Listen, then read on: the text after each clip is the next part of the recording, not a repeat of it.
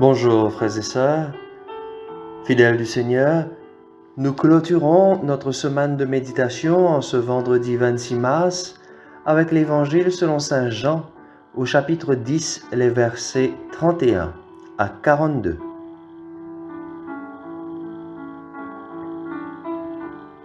En ce temps-là, de nouveau, les Juifs priaient des pierres pour lapider Jésus.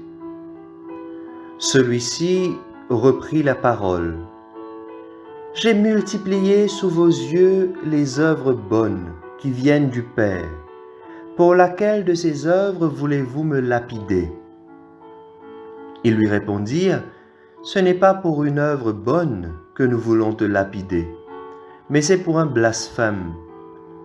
Tu n'es qu'un homme et tu te fais Dieu. » Jésus leur répliqua, « N'est-il pas écrit dans votre loi, j'ai dit, vous êtes des dieux ?»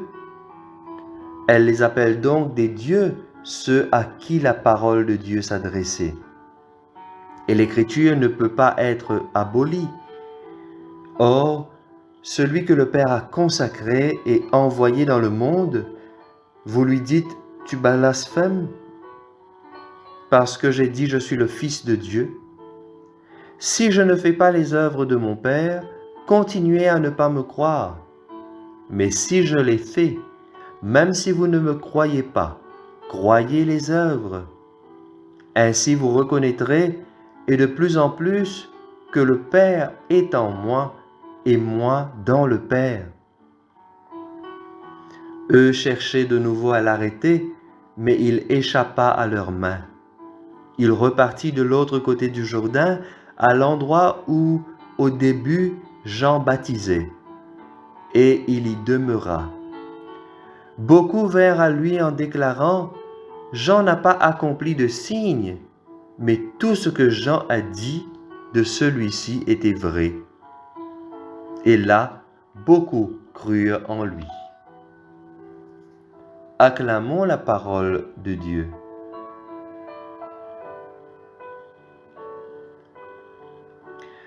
Frères et sœurs, nous nous approchons des grandes célébrations pascales et nous sentons, au fil des lectures quotidiennes, que l'étau se resserre pour Jésus.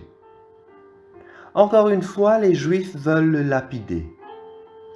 Ils en oublient les bonnes œuvres que Jésus fait pour ne retenir qu'une chose, impardonnable à leurs yeux. Jésus se présente comme étant le Fils de Dieu. C'est là une faute qui pour eux mérite la mort. Vous voyez tout de suite la différence, frères et sœurs, entre les Juifs et les chrétiens. Pour les Juifs, c'est un homme qui se prétend être Dieu. Tandis que pour nous chrétiens, Jésus, c'est Dieu qui se fait homme. C'est bien le sens inverse. Alors Jésus essaie de les raisonner, mais rien n'y fait. Remarquons toutefois qu'il ne rentre pas en polémique avec eux. Jésus ne les insulte pas. Il ne rentre pas en guerre avec eux. Mais il s'en va tout simplement. Il s'en va là où Jean-Baptiste baptisait et où il y a encore des disciples. Ceux-là le reconnaissent et croient en lui. Voilà, frères et sœurs, probablement le message que nous pouvons retenir en ce jour, particulièrement pour ceux qui évangélisent. La foi ne s'impose pas, elle se propose. Je ne me souviens plus le nombre de fois que j'ai insisté là-dessus dans nos différents partages de la parole de Dieu. Ceux qui y sont fidèles, vous le savez. Dieu nous laisse libres. La liberté, c'est le plus grand cadeau que Dieu fait à l'homme. Si la personne accueille le Christ et sa parole, tant mieux.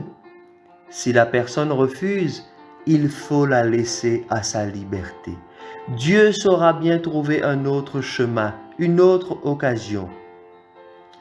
Cette leçon, frères et sœurs, est importante aussi car elle nous montre que l'on peut discuter avec quelqu'un qui croit autrement, avec une autre confession religieuse, mais on ne doit jamais, en tant que disciple du Christ, rentrer en guerre avec elle.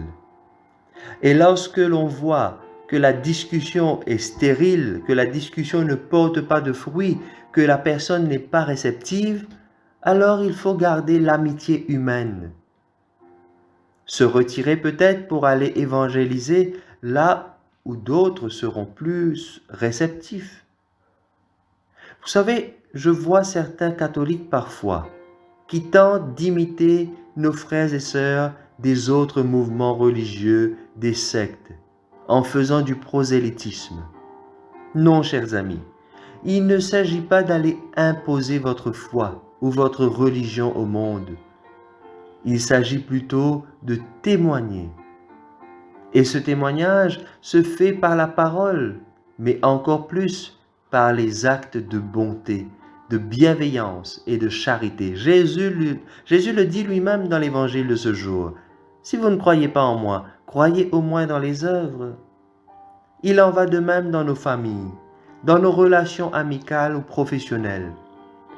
Il faut respecter la liberté des autres dans leur foi, dans leurs croyances. Mais attention, il ne s'agit pas non plus de se taire quand on nous interroge ou qu'on nous attaque.